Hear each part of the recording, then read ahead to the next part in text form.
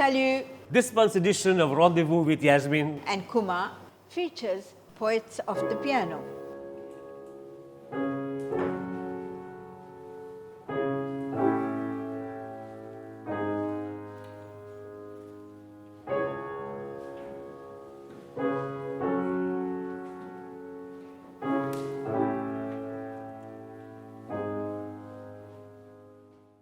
An evening of Debussy and Chopin was held recently at the Alliance Française in Colombo on the initiative of Dr. George Cooke, former diplomat of the Sri Lankan embassy in Paris.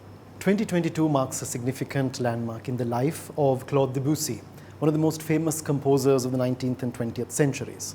And this was where appreciating his music and a very good friend of his, Frederic Chopin, was thought to be something extremely essential, opportune in Colombo, given the fact that we appreciate music, we focus on culture, looking at some of the great French composers, as well as those from Europe, would have been a very timely effort.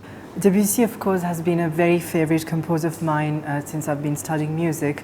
I think what makes him special, I would say, is his very lyrical expression, which was very characteristic of the period that he represented, which was the late Romantics, which is also known as the Impressionistic period. So we see a lot of lyricality, but also he explores the idea of atonality as one of the characteristics of the period that he represents, which I find to be very special. Debussy was hugely inspired by poetry. I would say that again was very particular to late Romantics. There was this idea of intertextuality between artists of all kinds, of all art forms. Painters and poems inspired these composers to write great music, and you see that lyricality, that poetism itself has been reflected in how the music is composed. The influence of the French poet Théodore de Banville on Debussy is quite significant in the early years of the composer's development. In fact, Debussy was a great fan of Banville. Rêverie is taken from Banville's first collection of poems, Les Cariatides, where Debussy set music to Rêverie in 1880. Zéphyr à la douce haleine entr'ouvre la rose des bois. Et sur les monts et dans la plaine, il féconde tout à la fois. Le lys et la rouge verveine s'échappent fleuris de ses doigts. Tout s'enivre à sa coupe pleine et chacun tressaille à sa voix. Mais il est une frêle plante qui se retire et fuit tremblante, le baiser qui va la meurtrir.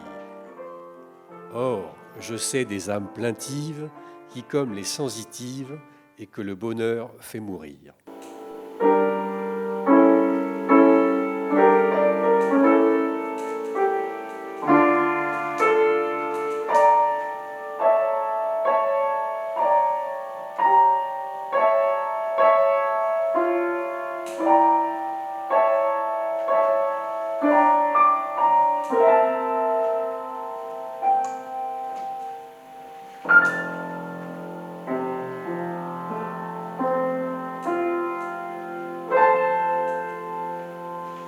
Clair de Lune is a poem written by French poet Paul Verlaine in 1869. It's inspiration for the third and most famous movement of Debussy's 1890 Suite Bergamasque.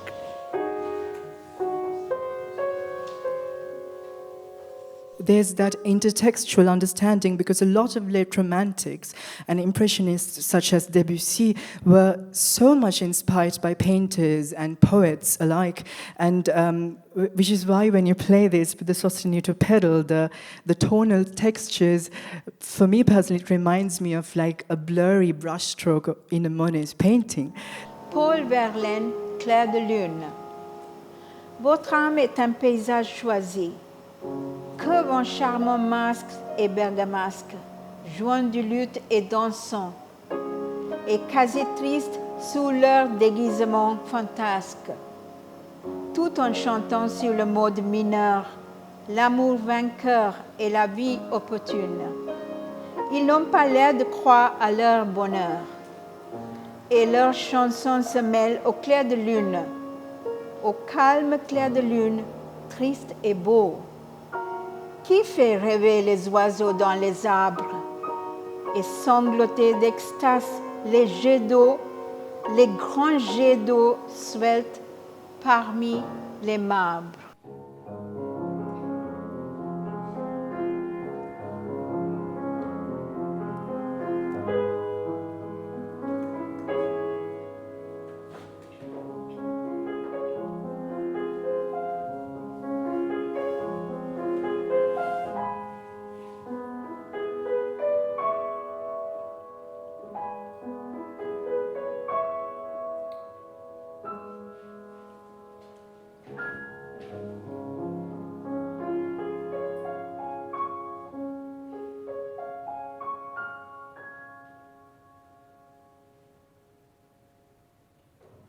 More music on Rendezvous after the break. Stay with us.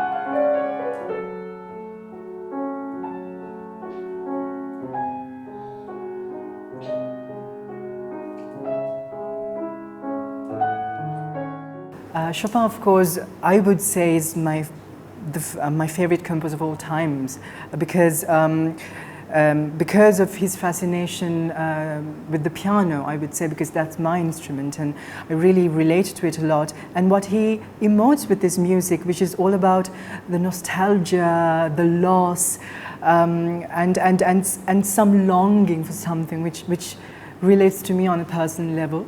And also I had the privilege of going to Poland to pay a pilgrimage to Chopin at the beginning of this year.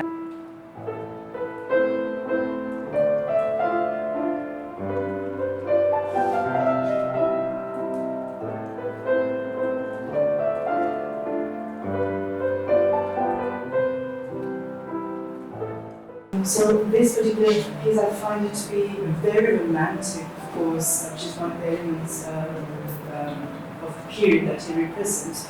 And to me it feels like a very tender, budding, passionate love story between two people.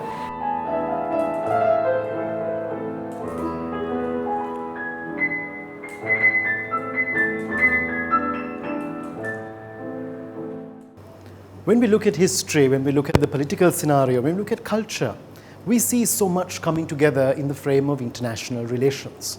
And this is where spreading awareness, understanding each sector, not only looking at them in a compartmentalized view, but being able to understand the impact that one has on the other. Whether we look at history, whether we look at the political scenario and how political trajectories have unfolded in countries, or if we focus on the cultural history of countries, we begin to see, we begin to understand and truly comprehend the amazing nature of interconnectedness that takes place in the international community.